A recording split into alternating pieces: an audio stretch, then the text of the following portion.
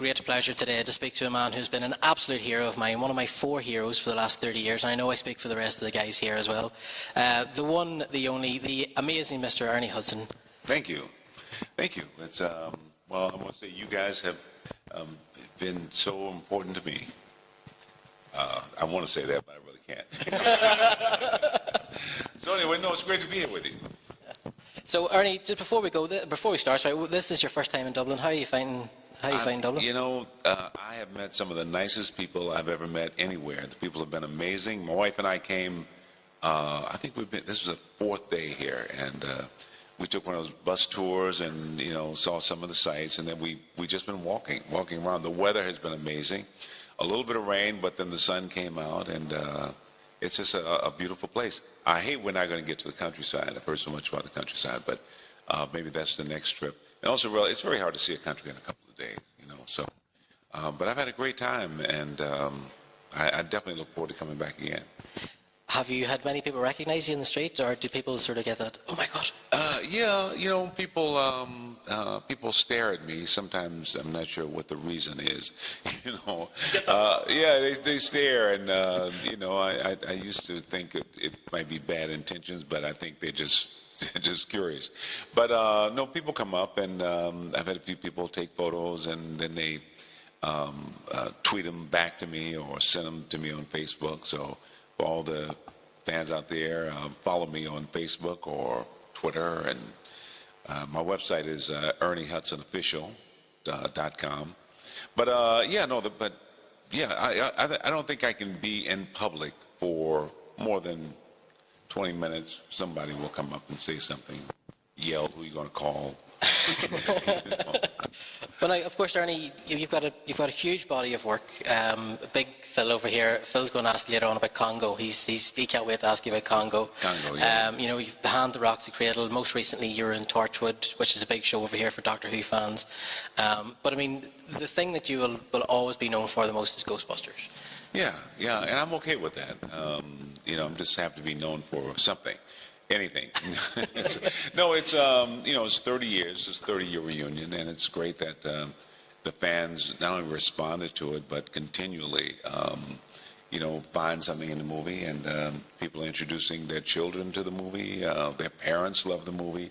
It's one of those movies that touched all generations, and I think that's very, very cool.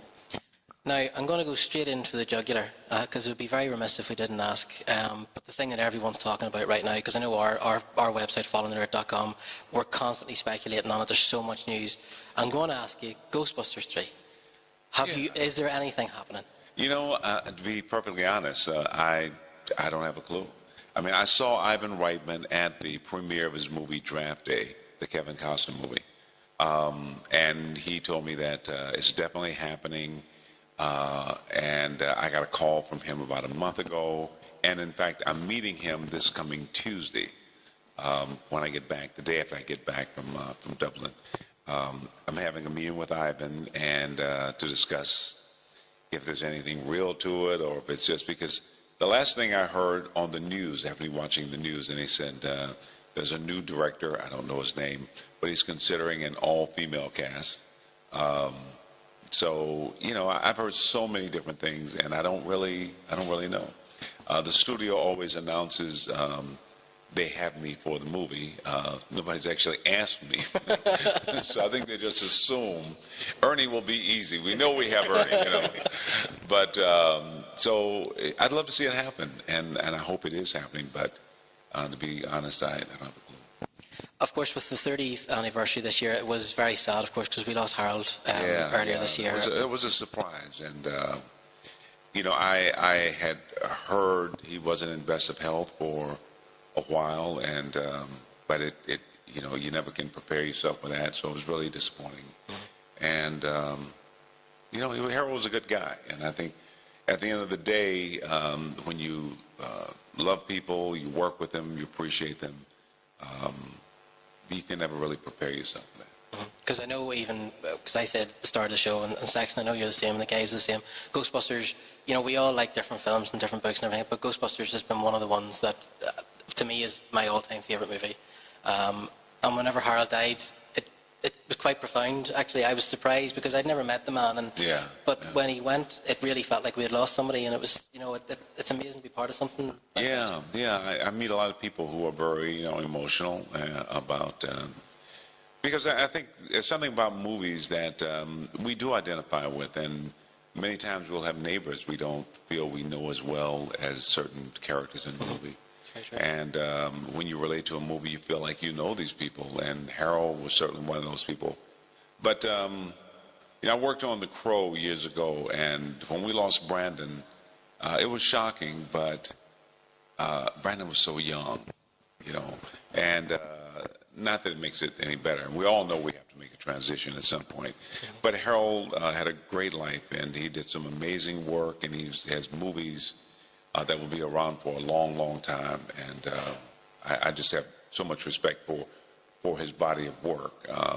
But yeah, you do feel like you lose a family member. You feel like somebody you knew growing up. But he was a good man, and he was a good friend. So. Okay. Now I know the guys have some questions for us. Andrew, do you want to go first? I'll give you the mic. Hi, Ernie. How you doing? Hey, how are you? The character of Winston initially was supposed to be written for Eddie Murphy, and he was the wisecracking comic relief of the team. Was that something that had changed before the script came to you, or was that something that changed because of, after meeting you, they decided that we have to change the part to cater you? I'm not sure. Those decisions are made and nobody discusses with you. Nobody explains, well, we did this because of this, or we cut this scene because. I'd heard Eddie had been considered. I don't know how much, to what extent, or whatever. So, I'm just a guy who goes in and fights for a job and gets the job, so nobody takes the time to explain it. I was really disappointed the character, the part was cut back just before we started shooting, and that was very disheartening. But now I look at the movie, I think the movie works great the way it is. It would have been, just from my perspective as an actor, it was some things I wanted to play that we lost in the movie. But What was lost in the role that you feel you didn't get a chance to play? The original script that the first script I got, it was an amazing script, and Winston came in on page 8. In the very beginning, when they left the university, Winston joined the team. Winston was the one that got slimed in the hallway as opposed to the Bill Murray character. Winston was the one who thought up the Marshmallow Man as opposed to Ray's character. He was very much involved in the film, and he had a backstory. He was an Air Force major or colonel or something. He was a demolitions expert. He's the guy who kind of was the responsible guy on the team. And then, of course, the script changed, and so as opposed to coming in on page 8, he came in on page 68. So as far as I was concerned, the part had just been cut. Now, the downside is you negotiate based on what you think the film is going to be. I mean, I felt if I played that role, my career would totally change. But after they changed the part, then you took less money, you negotiated badly because you think the role is going to be one way. So it was very disappointing. It took a long time to sort of get over that. It is what it is, and I'm a practical guy, so. But it was pretty drastic. Now, perhaps the good news is when that happens, you work on a movie and then they cut it out after you've done the work. That's probably even worse. But. And nobody says, well, Ernie, we're gonna cut the part, or we're gonna introduce the character later. Nobody has that conversation. They just do it, and you just have to adjust to it. But until you see the film, you don't actually realize that that's happened and all that's been taken out? Well, no, that's if you make the movie with that script, and then they take it out. I suppose that would be bad. But they cut the character the day before we started shooting. So we never actually shot it. It was just gone. And suddenly I'm looking at a whole new script than the script that I negotiated to do. So that was a little hard to deal with. I always say Ghostbusters the most difficult movie, the most challenging, and probably the most rewarding in many ways. And it was very challenging to understand some of the choices that were being made that I had no control over. I had, it's my job is to do my job. So, but it wasn't always easy. It wasn't always easy. Just another film of yours that I think is very underrated and very underappreciated is your performance in The Basketball Diaries with DiCaprio and Mark Wahlberg. Yeah. What can you tell us about working on that? Yeah, no, I loved Basketball Diaries. Leonardo DiCaprio, he was a really young kid then. But really, I thought a very well-balanced guy, and I also thought he was really very, very talented. I think he's very good in Basketball Diaries. I loved working with him. I like that character. I'm surprised the movie didn't do more business than it did. I think the country, or maybe the world, I certainly know in the United States, they weren't prepared to see a movie about inner city drug addicted white kids. Whenever you saw inner city drug problems, always with minorities, and this was about some young kids who had some serious problems. So, but the movie didn't do well, and to be honest, I was really surprised. I thought it would do a lot better. It's a great anti-drug film. I think it was ahead of its time in a way. If that was something that was made now, that would be everyone would be getting Oscars. That include yourself in that. Yeah, I think it might have been a little bit ahead of its time, and but I thought it was very powerful. But I think people did not want to, because it didn't help. The movie opened with, I think, a woman doing something. The priest with the crucifix. I mean, it started off on a strange note, but it just didn't do the business. And I've done a few movies like that I expected, would be. It's why you can't predict. But I thought that movie would do a lot, more business. And I certainly love working with the character I played. I love that character, and I love the relationship. I thought the work was very good in Basketball Diaries. Is there any other films like that you feel that didn't get the respect they deserve, or didn't get the recognition they deserved? Well, there are certain movies that you can't predict. I mean, who knew? Like I said, Ghostbusters. 30 years later, we'd be having this conversation. Airheads. I thought Airheads. I mean, it had everybody in the cast. I mean, Airhead was like, but it just bombed at the box office. I mean, it just did not do business. And now I get people who come up. And at least will ask about it. I don't get many people asking about Basketball Diaries, but Airheads, I was a little surprised because I thought it would be. I did a movie called The Cowboy Way with Woody Harrelson and Kiefer Sutherland.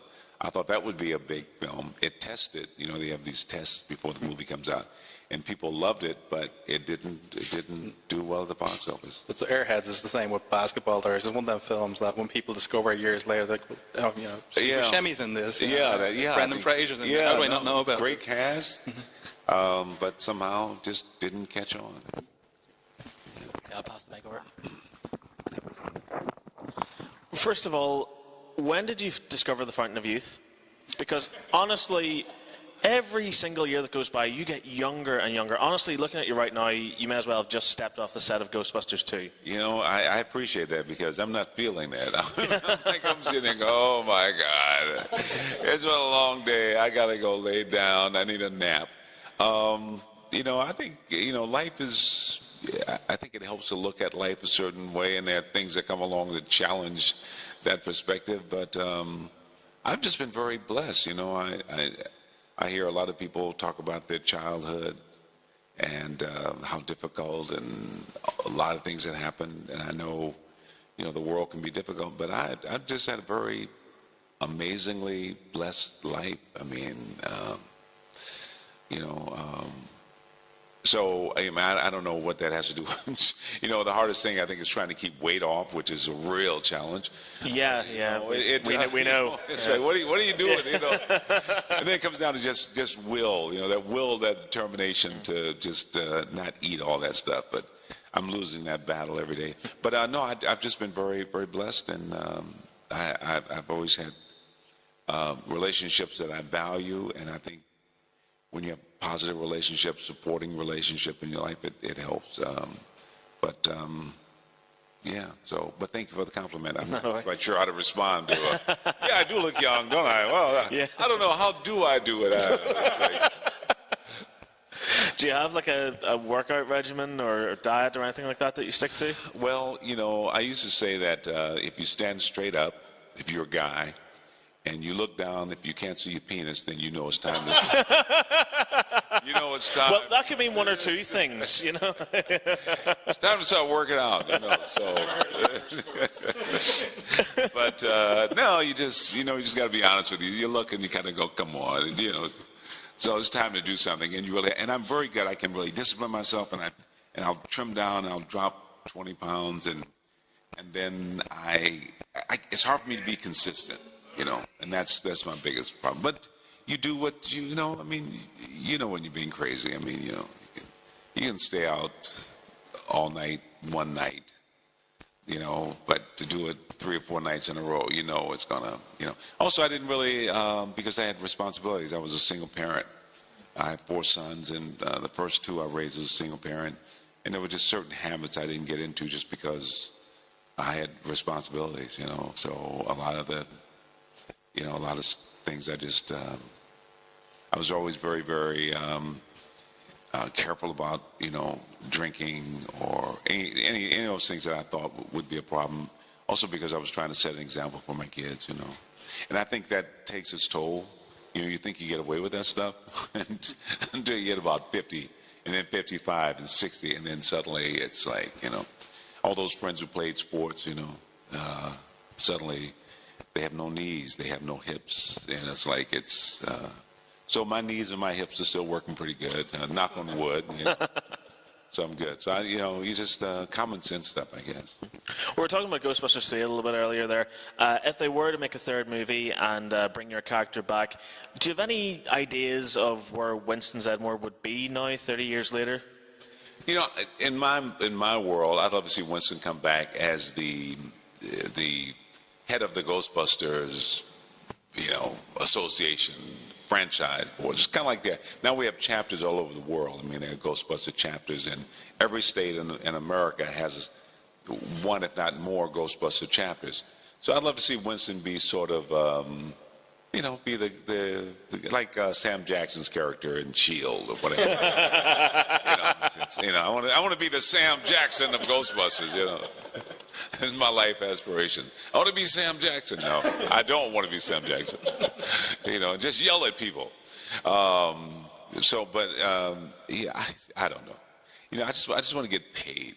So anyway, but I would love to be a part of it. But the bottom line is, it really is not that. I don't say it's not that important. I mean, I'd love to be a part of it, but. Because the studio has made choices that somehow left Winston out of it, I just don't. I don't just sit and say, "Oh yeah, when we make the other Ghostbusters, I know they're going to call me." I don't know anything, did that come from a question? I don't even remember. I started rattling on. I have no idea what I'm saying. Yeah, I'd love to see the movie happen. Yeah. This is Big Phil now. This is Big Phil. Big Phil. Hi, Ernie. Personally, for me, I think one of the most incredible roles you ever brought to film was as Monroe in Congo. I mean, you were the leading man. Yeah. It was an exotic location. It was from a Michael Crichton book. First off, can I ask you, how did you get the part, and were you surprised, or were you, when you mentioned before about films that you didn't think that we did as well in the business as you thought they might have done? Yeah. Congo was interesting because I read the script. I love the script. I love the character, and it always kind of starts there, And thankfully, unlike Ghostbusters, they didn't change the script. And but I love Monroe. I love There's always been in my career. I'm the guy a lot of times who is the supporting guy. The I don't know how to call it. But just a common guy, So I never get to be the guy who, or I should say never get to be. But, you know, it has been a lot of roles where I went like, okay, this is my film. I'm the guy who, and I felt like in Congo, this was the guy was cool, he was charming, he was, you know, all those things I want to be. There are a lot of movies where I have not been able to bring all of me to a role. I haven't been able to be as funny as I like to think I am. I haven't been able to be, you know, the charming guy, the guy who gets the girl. I haven't. So a large part of my work is limiting myself to what they want to see. And in Congo, I thought it was a character that I could just be the best of me, and it was fun, you know, and I could be charming, and you know, I could have swagger, and I could just do, you know, I'm the guy. And I haven't been able to do a lot of that in the career that I've had. You know, I've done a lot of things. I'm not saying that I have, you know, a lot of regrets, but I love that character because I didn't feel limited. The character wasn't limited in that way. I mean, Ghostbusters, no matter how much I love it, it's like Winston is there and then he's not there, and so it's hard to get momentum going because there's not a lot of him, you know, in a lot of the scenes. Whereas I felt with Congo, he was right there in the mix, and it was really cool. And also any insecurities I had about, you know, well, you know, you're not the leading man because you're not so good looking enough, or you're not so whatever. I thought I was very handsome in Congo. I looked very good. I must say so myself. I like me. I sat there in the movie theater and go, yeah, I like this guy. That's me. You know, a lot of films I go, ah. Well, certainly in Congo, I mean, the character of Monroe had a bit of a backstory with regards to the character of Hergel Mohamuga, which was Tim Curry, the fact he pulled him out of the Congo before. Right. And then, of course, then going forward, he wasn't clearly a company man. He was actually a very shady character. Right, yeah. And it was certainly something that I thought certainly deserved a sequel, maybe even a TV series. Yeah. I think if the studio had been smart, they would have created a series of movies starring Monroe Kelly, my character. But the movie was never really meant to be Monroe Kelly's movie. I think the movie was meant to be the two, you know, I'm trying to think of that character. Oh, Amy the Talking Gorilla and well, yeah, daughter, you know, the scientist. The problem that, you know, I look young, but my mind is totally lost. I don't remember anything. But Dylan, and the girl. Oh, Laura Linney? Laura, yeah. Lori, what's her name? Laura? Yeah, she was Laura Linney, but she's Dr. Karen Ross, she's the ex-CIA Dr. Karen Ross, agent. okay. Yeah. Well, they were to fall in love, and it's supposed to be a love story. But unfortunately, when they tested the movie, audience were going, we don't understand, how come she's not with the black guy? So that created a problem for the studio, so the love story didn't work. Had the love story worked, I think there would have been more movies. Mm-hmm. But I think the studio didn't want to take the character in a way that the audience might have enjoyed seeing it go. Mm-hmm. Can I ask you just a very quick question? The location, certainly on screen, it looks like you actually filmed in parts of Central Africa, and they made a lot of purpose to show you certain wildlife in that. Did you actually do a lot of location shooting? We did do location shooting, but not in Africa. We went to Costa Rica, where they kept a lot of their natural, I don't say jungles, but, you know, they protect a lot of their lands, and it's a very, very beautiful place, and it looked very much like Africa, you know, and then they brought animals in to, you know, make it look like you were, so half the movie we shot down there, and that was great being on location. Laura Lenny, I'm sorry, Laura. I've just got one very, very quick question. Yes. A number of years later now, if you had actually found a diamond the size of your fist, would you really throw it out over that? I would have thrown both of them off the balloon before I threw that diamond out. They would have been flying off the balloon. I mean, come on, really. They would have been like fed to the lions by the time it was like, no. Yeah, oh, throw it away. Oh, sure, here. Yeah, right. You know, so, no. Well, listen, Ernie, we really appreciate you taking the time to talk to us. We're big fans. I hope that comes across enough. And if Ghostbusters 3 goes ahead, as far as we're concerned, if you're not in a star, it's an absolute crime. Well, thank you so much. I really, as you can see, I really enjoyed talking to you guys. If I hadn't, I would have stopped this about 10 minutes ago.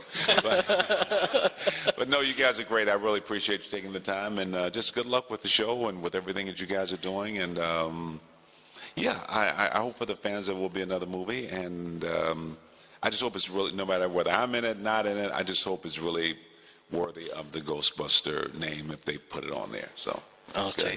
Ernie, listen, you're an absolute gentleman. Thank you, sir. It's been an absolute pleasure. Great talking to you guys. Thank you. Good. Cheers. Good luck Thanks, with Ernie. everything. All right. Bye. Hi, I'm Ernie Hudson, Winston Zeddemore from Ghostbusters, and I'm following the nerd.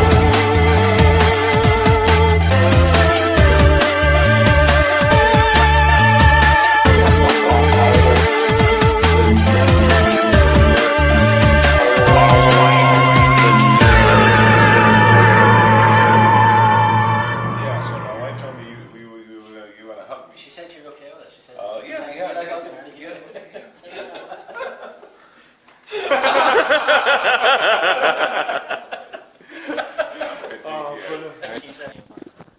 I'm following the nerd. Okay. Hi, I'm Ernie Hudson, Winston Zeddemore from Ghostbusters, and I'm Forgetful. okay. Yeah. All right. Hi, I'm Ernie Hudson, Winston.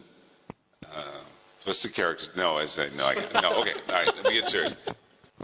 Thank you very much. All right, guys. The original script that Winston had a backstory, and can we hear over that? Okay.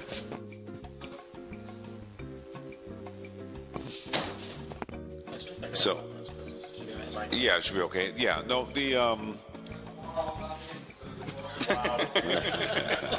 think he took that as a challenge. Let's talk louder.